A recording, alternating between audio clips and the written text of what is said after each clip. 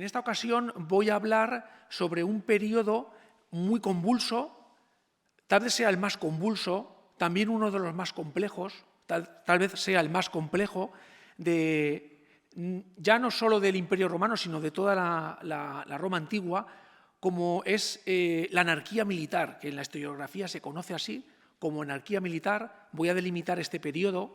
Creo que no es suficientemente conocido, es muy apasionante.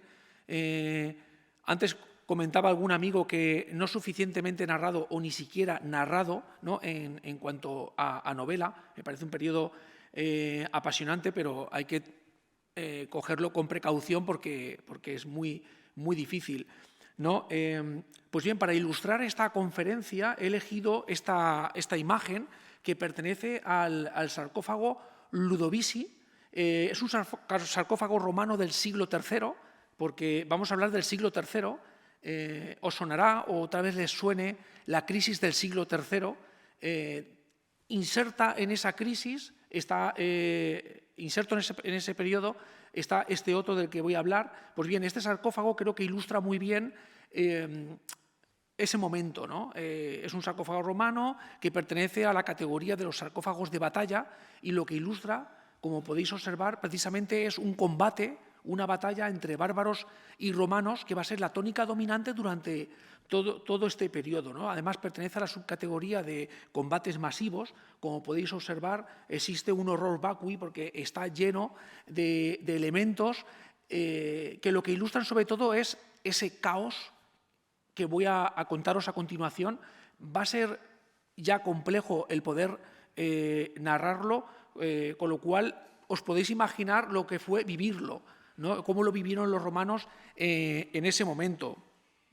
Pues bien, esta época se delimita cronológicamente entre el año 235, en el que muere de forma violenta Severo Alejandro, que es el último representante de la dinastía severa, la que fundará Septimio Severo, después de batallar contra otros aspirantes a la púrpura, y que alcanza hasta el año 235. En este año muere Severo Alejandro y su madre, Julia Mamea, y se alza con el poder un personaje como es Massimino el Tracio, conocido como el Tracio por su origen. Fue nacido en Tracia y que, curiosamente, fue el primer simple soldado que fue elegido por otros soldados.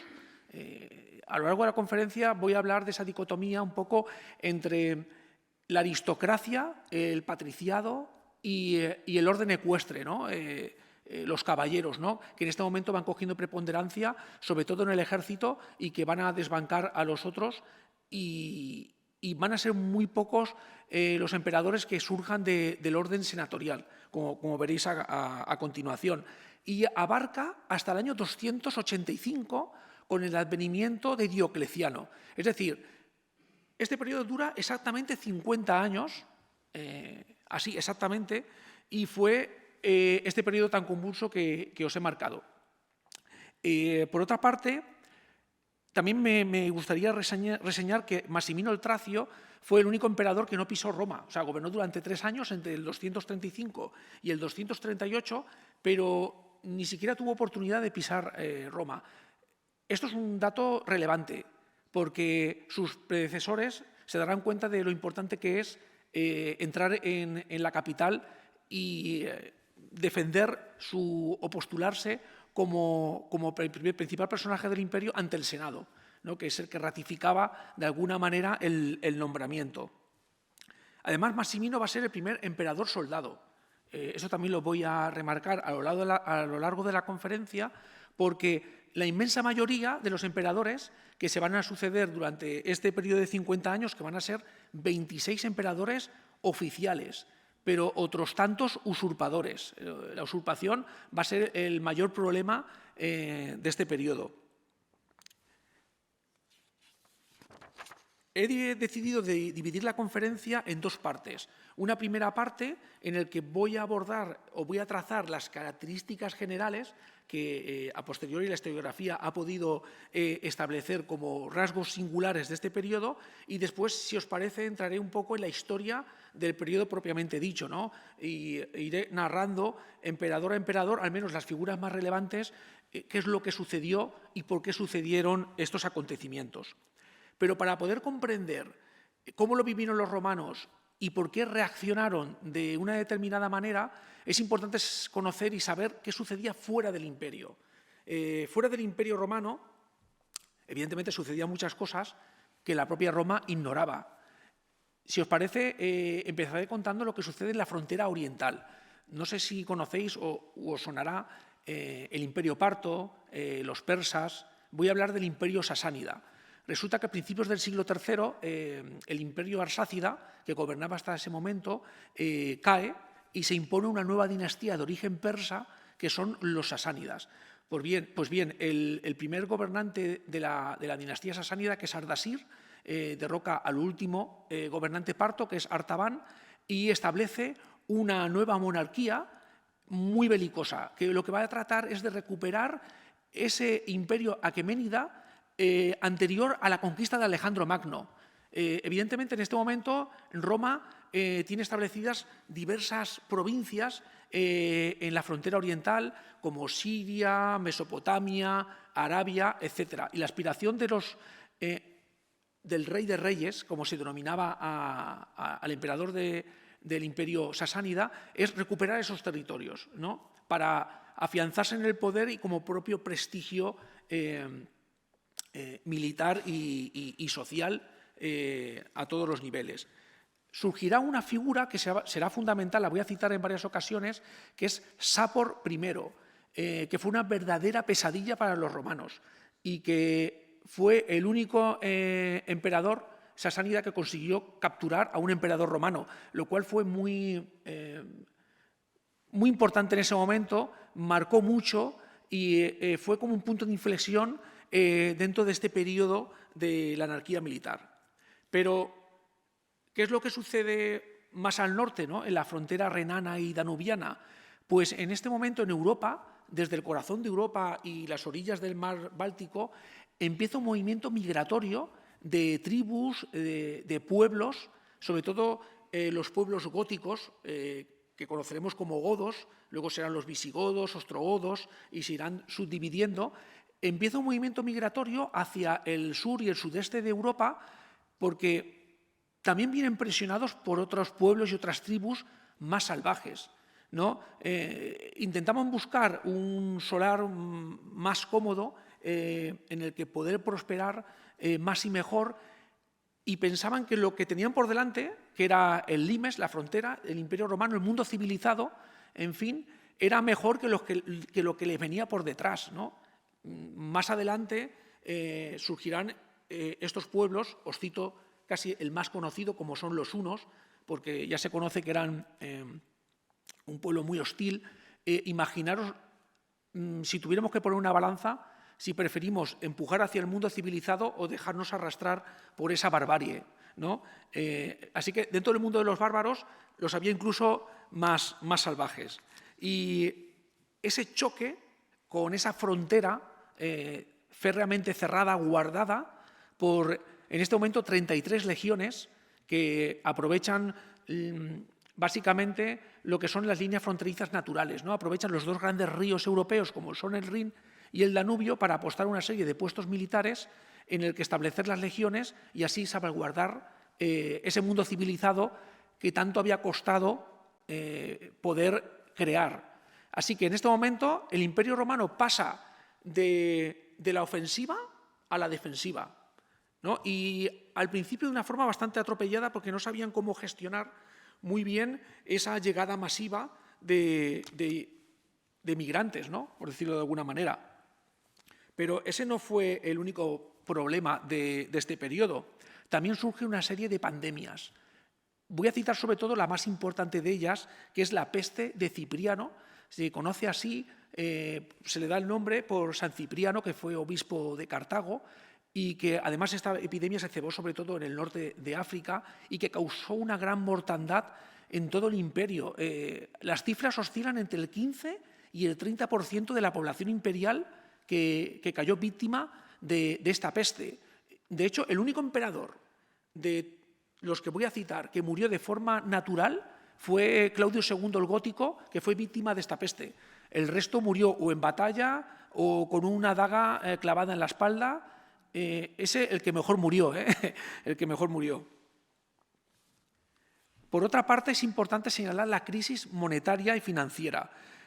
Hasta el momento, la economía monetaria del Alto Imperio, que es el periodo anterior a este, el periodo de los Antoninos, el de mayor relevancia político-social, de mayor prosperidad económica y cultural, se había basado en el equilibrio entre las piezas de oro, el áureo, las de plata, el denario y las de bronce, el sestercio.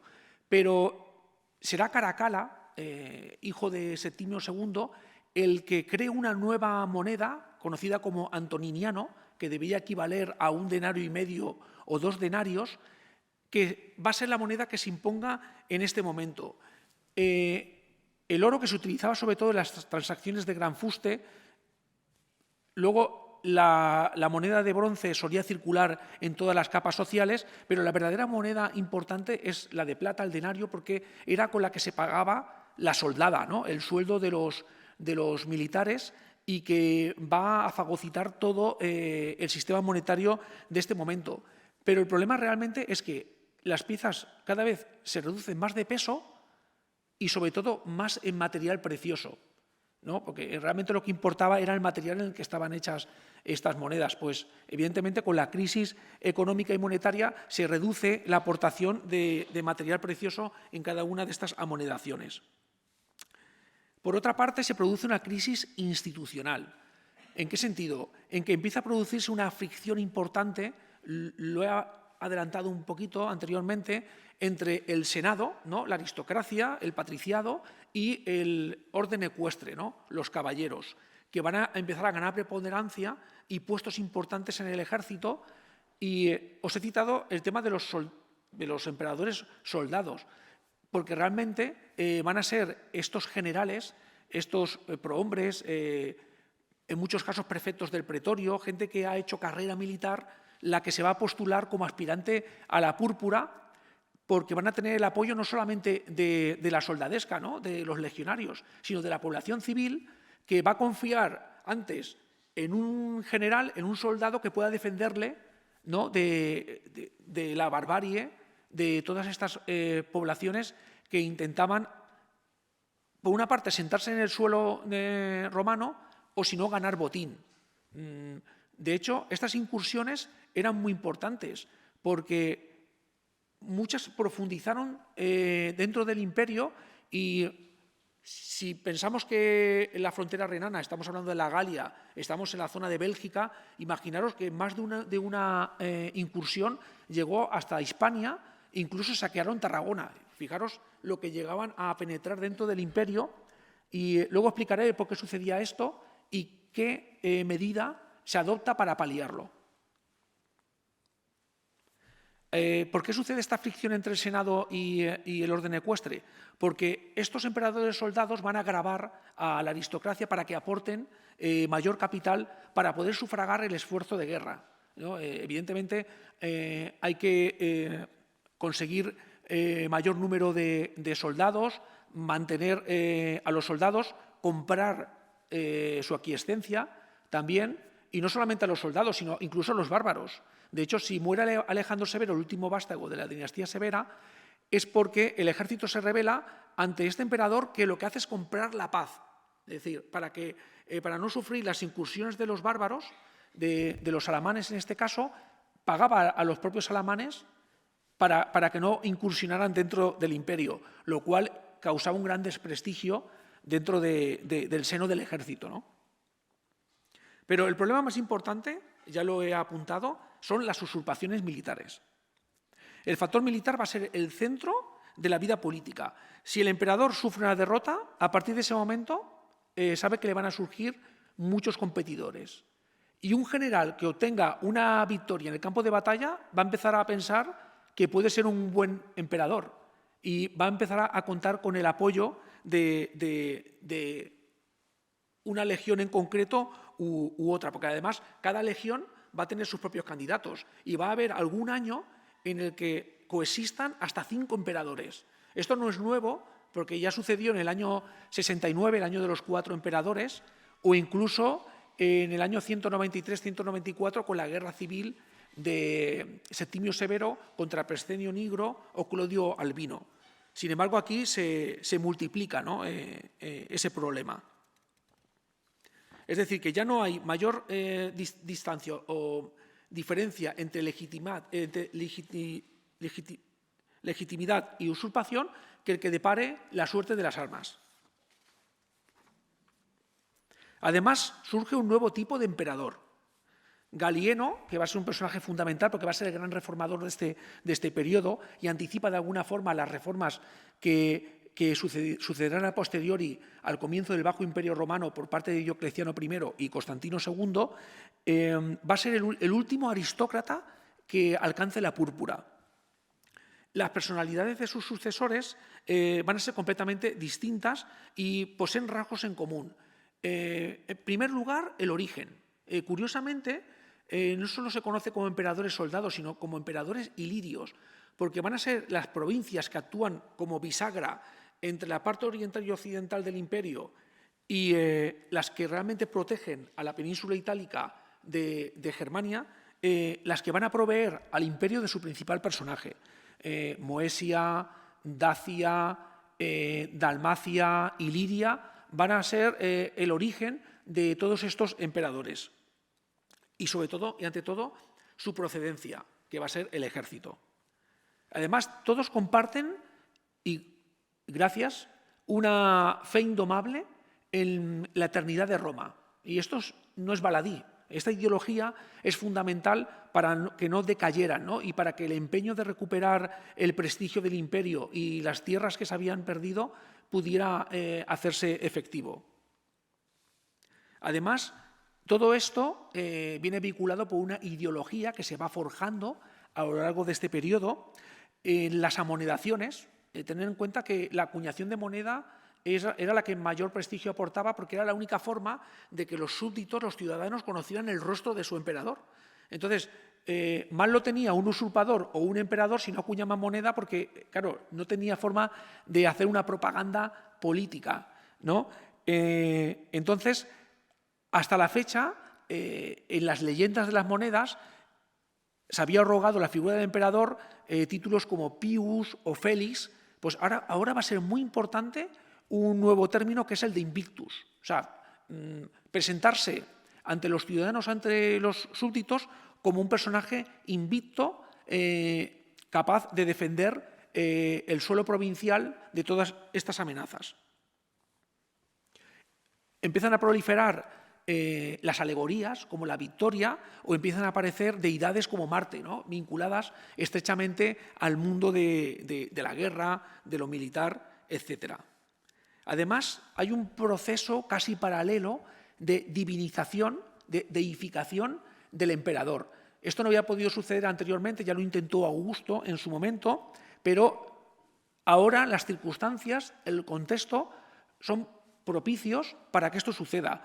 Cada vez se va a presentar más el emperador a través de las monedas como divus, ¿no?, como personaje divino, o que como poco se encuentra a mitad de camino entre los hombres y los dioses y se presenta como Dominus et Deus, Dios y Señor. Además, esta ideología culmina sobre todo con Aureliano. Lo cito ahora por primera vez, pero luego haré hincapié en él, porque es el personaje más relevante, junto con Galieno, pero creo que lo supera en varios aspectos, de este momento, porque consiguió reunificar todo el imperio en un momento en que estaba dividido. De hecho, asumió el cognomenes virtute de restitutor orbis, que significa restaurador del mundo. ¿De qué mundo? Del mundo romano, del mundo civilizado. Cuando asume el poder Aureliano, se encuentra un mundo romano dividido en 3 segmentos, ¿no? Luego profundizaré en este tema, pero ya existía el imperio de Palmira, en Oriente, el imperio de la Galia, o el Imperio Galo en el Septentrión y el propio Imperio Romano, que ya tenía bastante con defenderse del ataque de francos y alamanes. Además, de forma paralela también, hay un culto que se impone al resto, que es el culto al Sol Invictus. Aureliano es el que va a darle mayor relevancia a este culto para convertirlo en culto de Estado y hacer del Sol Invictus, el dios supremo del panteón romano. De hecho, edifica un templo muy importante en el Foro Romano y crea una escuela de pontífices. Y luego también es posible visualizarlo en las monedas, aparece esa representación del sol con esa corona radiata, que lo veréis cuando empieza a ilustrar con varias diapositivas, en las que el emperador se toca con una corona radiata, que se conoce, que lo que simboliza son los rayos del astro rey. Y un factor no menos importante va a ser la persecución de los cristianos, que comienza casi en este periodo. Son más célebres, evidentemente, las de Diocleciano, pero aquí hay una gran preocupación por una cohesión moral y religiosa. Se pensaba que se había perdido la conexión entre las divinidades y la ciudad, la urbs, Roma, y que por esa razón se abatían toda suerte de desgracias sobre el imperio. Se había roto, en definitiva, lo que se conoce como la Pax Deorum, ¿no? Y van a culpar a los cristianos. Sabéis que es un culto muy exclusivista y la razón principal va a ser porque se negaban rotundamente a rendir culto a la figura del emperador. El emperador les exigía que realizaran sacrificios por su bienestar. Ellos consideraban que era un acto ególatra y se negaban en rotundo, y para el emperador eso era como una actitud renuente, ¿no? De infidelidad al imperio y casi como un crimen de lesa majestad, y no estaban dispuestos a permitirlo. Hacia mitad del siglo III, hacia el 250, Trajano Decio, que va a ser uno de los emperadores más relevantes de este momento, promulga una persecución de los cristianos y se inaugura un decenio de persecuciones, de martirologio, etcétera. Con Valeriano, que será su sustituto, aún se va a recrudecer, pero con la captura de Valeriano por parte de Sapor I, que os he citado anteriormente, Galieno, que es el hijo de Valeriano, va a firmar o va a promulgar un edicto de tolerancia en el 260 que va a permitir que durante 40 años, hasta el gobierno de Diocleciano, se goce de un periodo de relativa paz que se conoce como la pequeña paz de la Iglesia. Van a durar esos 40 años.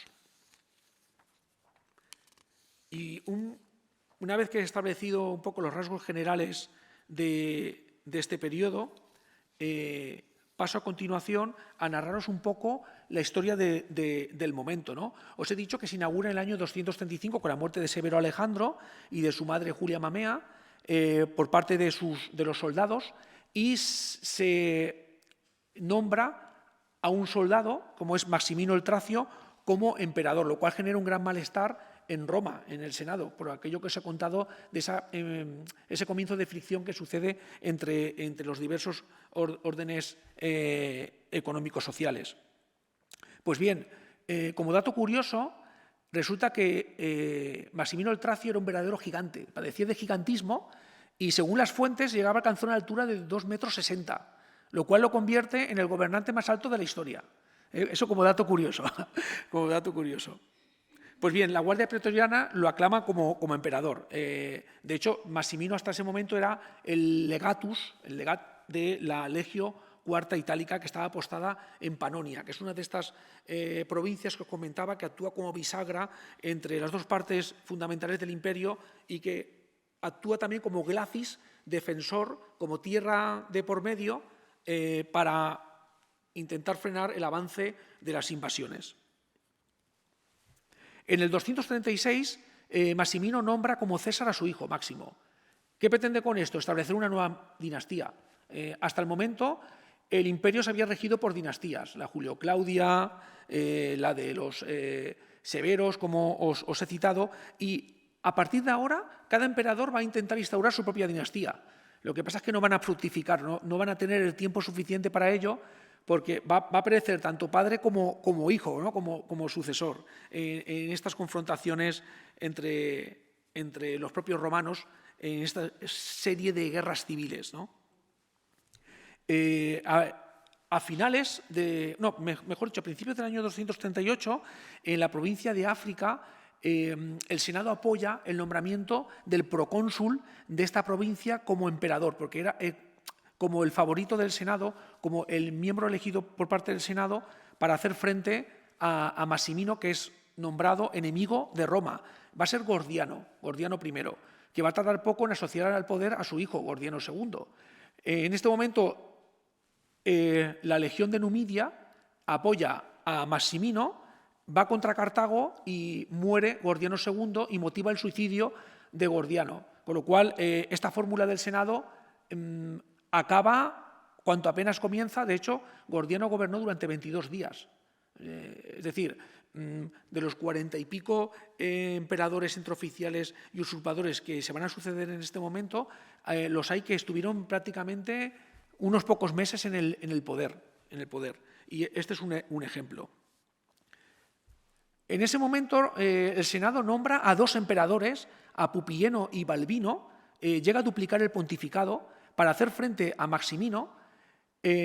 Massimino baja a Italia, se da cuenta de lo importante que es alcanzar la capital, pero es detenido en Aquileia. Aquileia es una enclave muy importante que está a mitad de camino entre estas provincias que os comentaba y el acceso a la península itálica.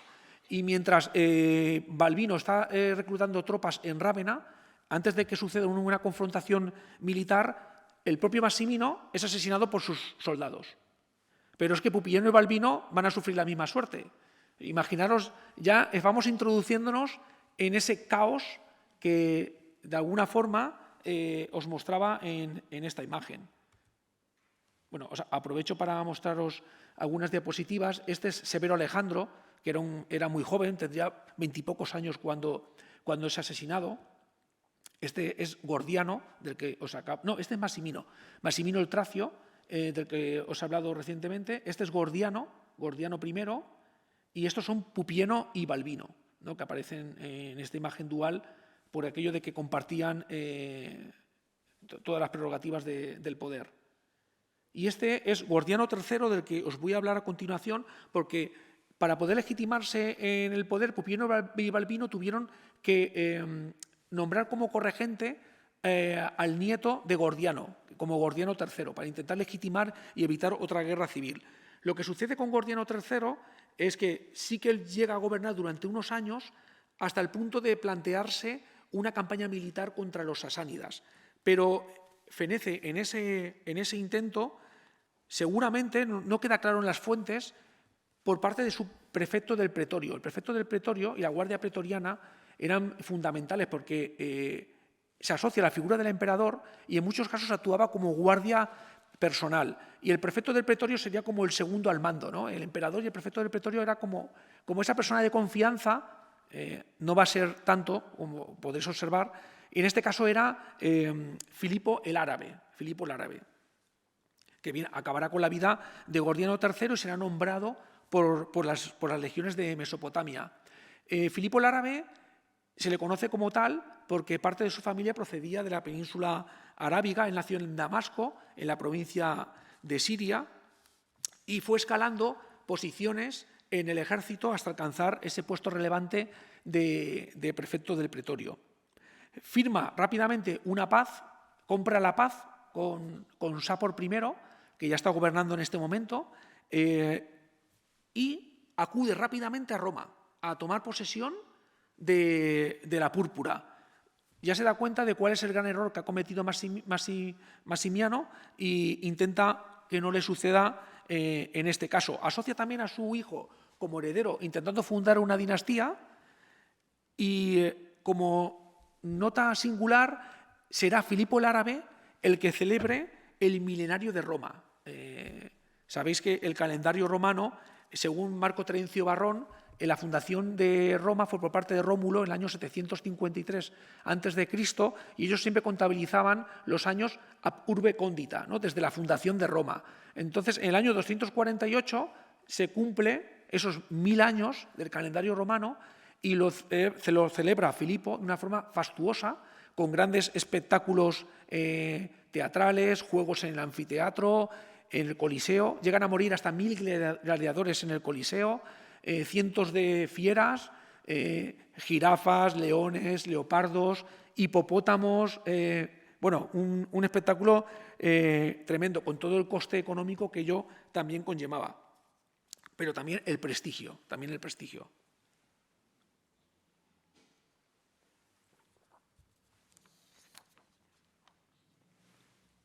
Pues bien, Filipo tuvo que hacer frente a nada más y nada menos que 5 usurpadores. Os cito sus nombres, porque son para retenerlos. Pacatiano, Jotapiano, Silvanaco, Esponsiano y Decio. Conseguirá derrotar a los 4 primeros en cuestión de unos pocos meses, pero Decio era un gran militar, era un gran general, y va a ser el que finalmente se imponga, consiga derrotar en Verona, al intentar invadir la península itálica, intentar también asumir el poder en Roma, derrota a Filipo, que subía hacia Verona para defender su imperio, y es derrotado Filipo. Asume el poder Trajano Decio y tarda bien poco en asumir, compartir ese poder con sus hijos Etrusco y Volusiano. Pues bien, también duró muy pocos años en el poder Decio, porque tuvo que hacer frente a la primera de las grandes invasiones de los pueblos góticos. En este momento surgen una serie de conflictos que se conocen como guerras góticas, y hacia el año 250, Niba, rey de los godos, ellos los conocían como escitas, que era un conglomerado de tribus, y tampoco conocían muy bien cuál era la diferencia étnica entre unos y otros. Pues bien, se asocian estos pueblos para invadir sobre todo la parte oriental del imperio y asumir o ganar botín. Decio, con su heredero, les enfrenta en una gran batalla en la llanura de Dobruja, y en la batalla de Abrito o de Abritus, año 251, cae una emboscada en un gran cenagal en el que desaparecen los 2 emperadores. Esta es una fecha importante porque es la primera vez que un emperador romano sucumbe a los golpes bárbaros, y supuso una gran conmoción en la ciudadanía de la época, porque también se dieron cuenta de alguna forma de la no invencibilidad, ¿no? De que los bárbaros eran capaces de organizarse y de penetrar profundamente en el imperio. Pues una vez fallecidos tanto Trajano Decio como Herenio Etrusco en batalla, las legiones nombran a uno de sus legados, que es Treboniano Galo, como emperador. Treboniano Galo, para intentar legitimarse en el poder, asume o adopta al segundo hijo de Decio, que es Hostiliano, y así también evita la guerra civil. Lo que pasa es que Hostiliano fue otro emperador que falleció por los efectos de la peste, de la que os he comentado anteriormente, y aprovecha para nombrar como corregente heredero a su propio hijo, que es Volusiano. El problema de Treboniano Galo es que compra la paz. Ya sabemos que no funciona y que al final tiene sus consecuencias. Pues Treboniano Galo lo que hizo fue comprar la paz al rey Niba de los godos, permitiendo que escapara con el botín obtenido para que no volviera a incursionar en los territorios del imperio. Pero surge en este momento otra figura, que será un usurpador, que es Emiliano, el legado de otra legión, que no está de acuerdo, ¿no? Que piensa que eso no es lo correcto, entonces se niega a pagar tributo al rey Niba, con lo cual motiva que vuelva a incursionar dentro del imperio para obtener más botín.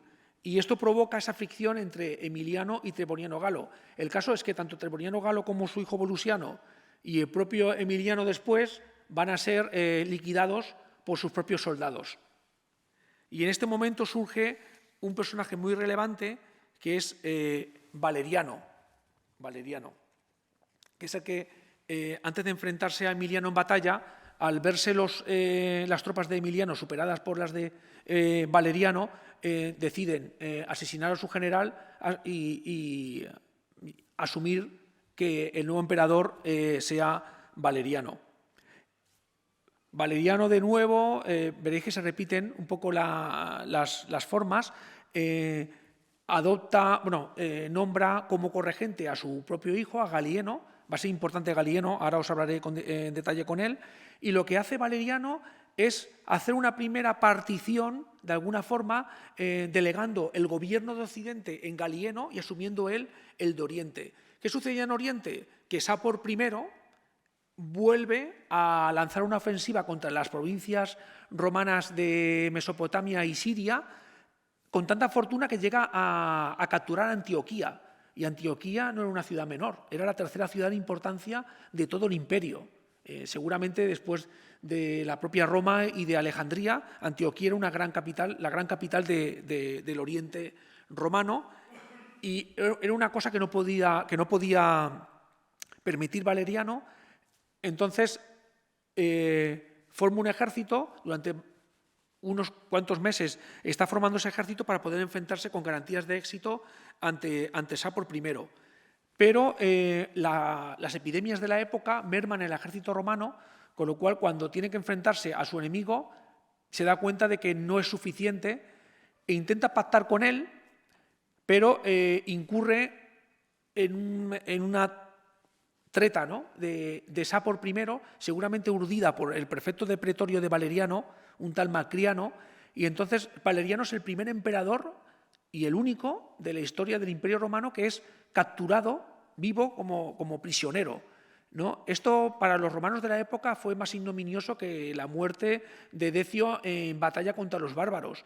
De hecho, Sapor I fue tan cruel que primero utilizó a Valeriano como escabel para subir a su caballo, luego lo obligó a beber oro fundido y al final acabó despellejado. Hicieron un trofeo con los restos de Valeriano. Fijaros lo que fue esa cautividad y lo atroz, ¿no?, de todo ello, y que ni siquiera el propio hijo de Valeriano, Galieno, tuvo forma de poder rescatar a su propio padre, porque era imposible, tenía que hacer frente a otras amenazas, como eran las invasiones de francos y alemanes en la Galia, fundamentalmente en la Galia y en el norte de Italia. Galieno, en este caso, confía la frontera de la Galia a su hijo Salonino, al que pretende también asociar al trono, pero en este momento surge otro personaje que es Póstumo. Póstumo, persona de confianza de Galieno, pero que es nombrado emperador por sus propios soldados, sitia al hijo de Galieno en Colonia y se hace con el poder y lo asesina, acaba con él. En este momento surge lo que se conoce como el Imperio Galo, o el Imperio de las Galias, que va a tener una peculiaridad porque va a tener su propia guardia pretoriana, sus propios cónsules, o sea, va a asumir una estructura muy semejante a la que había tenido el Imperio Romano hasta esa fecha.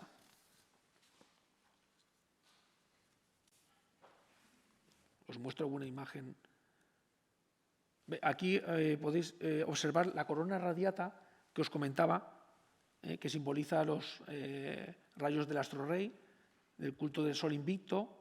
Aquí tenéis a Trajano Decio, ya era veterano cuando asume el poder. Aquí es la primera guerra o la primera invasión goda entre el año 250 y 251. Como podéis observar, en amarillo podéis ver los territorios del imperio y podéis observar hasta dónde llegaban estas incursiones y cómo penetraban profundamente en suelo imperial. Y es porque Galieno, que es el gran reformador del momento, adopta una serie de medidas para paliar esto, porque resulta que cuando las tribus bárbaras sobrepasaban el limes, la frontera, el suelo provincial estaba prácticamente desguarnecido de tropas. Entonces, hasta que formaban un ejército móvil de maniobra, desgajando vesilaciones o destacamentos de las diversas legiones, para entonces ya era en muchas ocasiones demasiado tarde. Ya habían arrasado con muchas ciudades y con muchos terrenos. Pues bien, Galieno va a ser el precursor del ejército del Bajo Imperio, del Comitatus, ¿no?, que es esa legión, ese ejército móvil, esa legión formada fundamentalmente por unidades de caballería.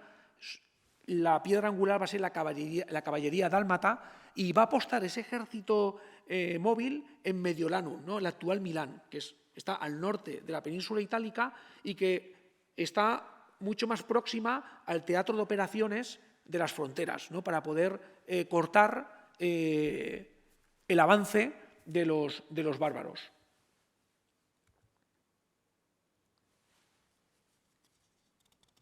Quiero llegar a una imagen. Vale, aquí tenéis un camafeo que simboliza la captura de Valeriano por parte de Sapor I. Y aquí hay un relieve en roca, en Nas es-Rustan, que está a unos pocos kilómetros de Persépolis, en el que podéis ver a Sapor I montado a caballo y a dos personajes. El que está de pie es Filipo el Árabe, que es el que compró la paz en aquella guerra que os comentaba de los años 40 de este siglo III, y arrodillado a Valeriano, ¿no? Es posición de sumisa, y ya os he dicho cómo acabó este personaje.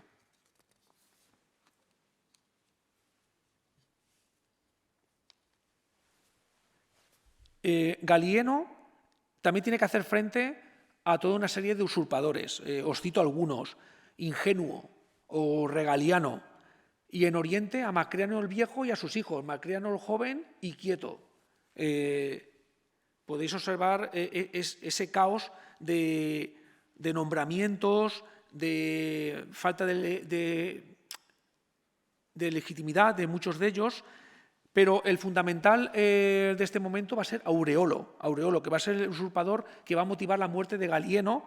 Él se erige en Mediolanum en el año 268.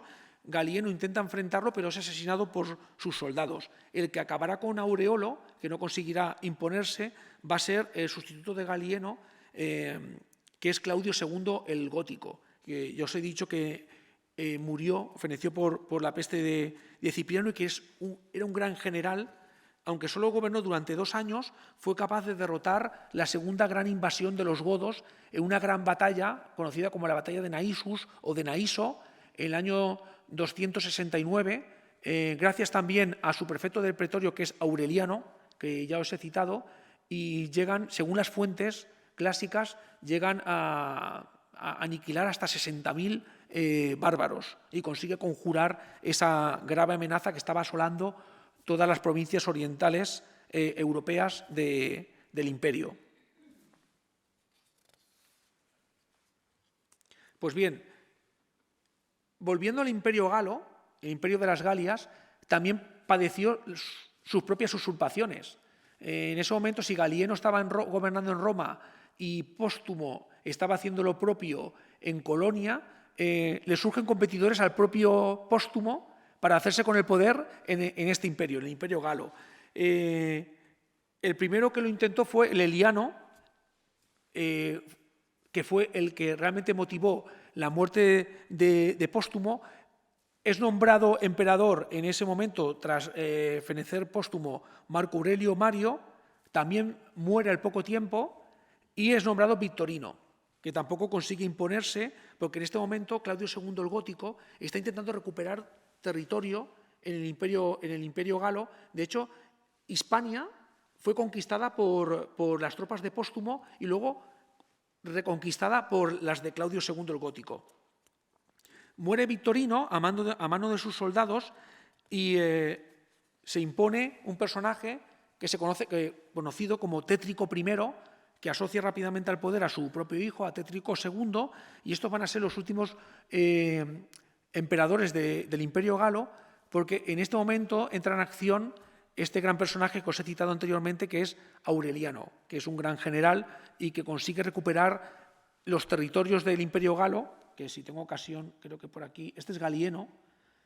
Era un emperador filósofo, tenía una gran amistad con el gran filósofo neoplatónico Plotino, e intentó implementar una política helenista, pero no tuvo tiempo material. Tenía que atender a cuestiones mucho más urgentes, como era la defensa de las fronteras. Aquí tenéis a Claudio II el Gótico en un áureo. Esta es la segunda invasión de la que os he hablado, que culmina con la batalla de Naissus. Esta tiene lugar entre 267 y 269. se consigue conjurar, ¿vale? Quiero llegar hasta aquí. Estos son los territorios del Imperio Galo. El origen de los territorios en azul oscuro, que es la propia Galia, y luego cómo conquistaron otras provincias septentrionales como Britania y luego la propia Hispania.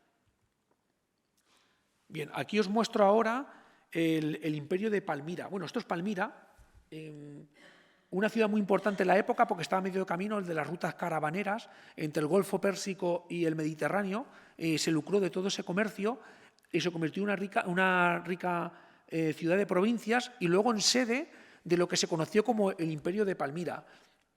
Surge en este momento un personaje muy importante que se autointitula como rey de Palmira, que es un tal Odenato, Septimio Odenato, que es el único soldado general que consigue vencer a Sapor I.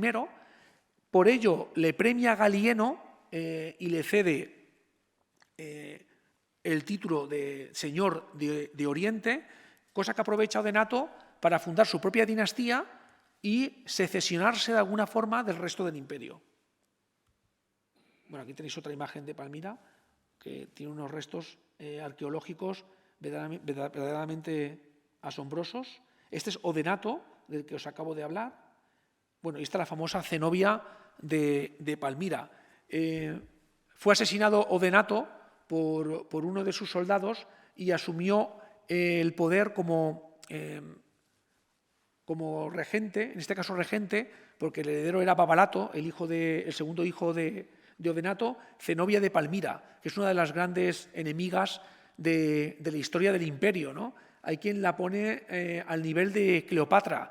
Y de hecho lo que se dedicó Zenobia fue a conquistar territorios que pertenecían al imperio, como por ejemplo Egipto, ¿no? Y hizo una campaña con mucha fortuna en Egipto y se hizo con el poder en esta rica provincia fundamental por todo lo que aportaba a las arcas del imperio para perpetuar su poder. Pero choca con Aureliano, que es este gran general que os he dicho, y que no solo recuperó los territorios del Imperio Galo, sino que hizo lo propio con los territorios del Imperio de Palmira. Este es el panorama que se enfrenta Aureliano cuando es nombrado emperador y sustituye a Claudio II en el año 270. Como podéis observar, en verde son los territorios del Imperio Galo, aunque posteriormente conquistarán Hispania. En naranja, los territorios que pertenecían propiamente al Imperio Romano. Y en amarillo, los territorios de Palmira. Pues bien, cuando consiguió conjurar la amenaza bárbara Aureliano en las fronteras del norte y vencer a francos y alamanes en sucesivas campañas, se lanzó primero contra el oriente para recuperar los territorios de Palmira y capturar a Zenobia, y luego contra el Imperio Galo y vencer y capturar a Tétrico I y Tétrico II. Con lo cual, cuando celebra su gran victoria en Roma, Aureliano, por delante de la comitiva van presos tanto Zenobia como su hijo Babalato, como Tétrico I y su hijo Tétrico II. Y es cuando se autointitula como Restitutor Orbis, que es ese restaurador del mundo, porque consigue que la secesión de estos territorios llegue a su fin y recuperar todo el solar imperial. Una vez recuperado todo el territorio, Aureliano emprende la mayor campaña de prestigio que podía asumir un emperador de la época, que era luchar contra el imperio sasánida, ¿no? Intentar llegar hasta Tesifonte, hasta la capital del imperio sasánida. Con este propósito marcha hacia Asia Menor Aureliano, pero no llega a emprender la campaña porque es asesinado en el año 275, después de 5 años de gobierno y de realizar una gran política a todos los niveles, incluso arquitectónica. Quien haya podido viajar a Roma habrá visto las murallas aurelianas, ¿no? Que son imponentes, son ciclópeas, y aún se conservan muchos lienzos de la muralla y muchas puertas del trazado original. Bueno, este es Aureliano, intitulado Restitutor Orbis. Este es un fragmento de la muralla aureliana, la puerta asinaria, y luego os muestro un lienzo de la muralla. Como podéis observar, si veis el tamaño del vehículo, lo enormes que son, ¿no? Y todo era para intentar proteger a la urbs de la amenaza de los bárbaros. Pues bien, el legado de Aureliano fue muy grande, pero no fue suficiente, ¿no? No pudo culminar su gran proyecto, que era fundar una dinastía, pero sentó las bases para otros emperadores que le sucederán, como Probo, que gobernará entre el 276 y el 282, y luego la dinastía de Caro y Carino, y aquí es cuando surge el personaje de Diocleciano, que no deja de ser otro emperador soldado, otro emperador ilirio, pero que va a implementar una política nueva, educado en todo este mare magnum de acontecimientos, va a tomar buena nota y, fruto de las circunstancias, va a dar lugar a lo que se conoce como la tetrarquía, que es el comienzo del Bajo Imperio, e implementa toda una serie de medidas, en primer lugar, y nociones. En primer lugar, darse cuenta que el Imperio Romano es demasiado vasto para ser regido por una sola persona y que antes de arriesgarte a perder el poder, es casi mejor compartirlo, ¿no? Y si compartes el poder y te asocias a un colega, como fue el caso de Diocleciano con Massimino Herculeo, que se hizo cargo del imperio en Occidente, él se puede concentrar en los problemas de Oriente y el otro general, al cual le debe el puesto, va a hacer lo propio, conjurando todas las amenazas de Occidente. Pero no fue suficiente y tuvo que implementar una segunda figura, que es la del César o heredero. Es decir, que Diocleciano lo que hace es dividir el Imperio Romano en 4 diócesis, 2 en Oriente y 2 en Occidente, cada una regida por un Augusto o emperador principal y un César o heredero. En el sistema ideal de gobierno de Diocleciano, a los 20 años, lo que se conoce como bicennalia, el emperador debería renunciar al poder, retirarse y ceder su puesto de Augusto al César, que a su vez tenía que adoptar a un heredero o César, con lo cual implementa una segunda noción, que es la meritocracia. Rompe con las líneas dinásticas, seguramente porque no tuvo descendencia masculina, solo tuvo una hija, que era Valeria, y van a alcanzar el poder aquellos que realmente lo merecen, bien porque son grandes estadistas, como era su caso, o grandes generales, como era también su caso, ¿no? Entonces, surge lo que se conoce como la tetrarquía y que consiguió perpetuar su gobierno durante estos 20 años, siendo el único emperador de la historia de Roma que se retiró voluntariamente del poder. No me vale que nadie me cita a Tiberio, porque Tiberio se retiró a Capri, pero siguió gobernando desde Capri. Y realmente este señor, que se retira a su palacio fortaleza de Spalatum, actual ciudad de Split, y cede el poder a otros emperadores para que continúen con su legado. Pero después de la tetrarquía nos encaminamos hacia una monarquía, luego hacia una tetrarquía, es decir, se vuelven a repetir los mismos problemas. Y yo siempre digo, aunque pueda ser cuestionable, que no hemos cambiado mucho, ¿no? Y que esa sed de poder, esa hambre de poder, siempre está latente, vigente, llega hasta nuestros días. Solo tenemos que encender el televisor y ver las noticias para verlo. Y por eso siempre digo que este periodo se parece demasiado al nuestro, ¿no? Y que algunas de las medidas que se están adoptando hoy en día, si queréis que trace un paralelismo, son las que se adoptaron en aquel momento y ya veis que no fueron por muy buen camino.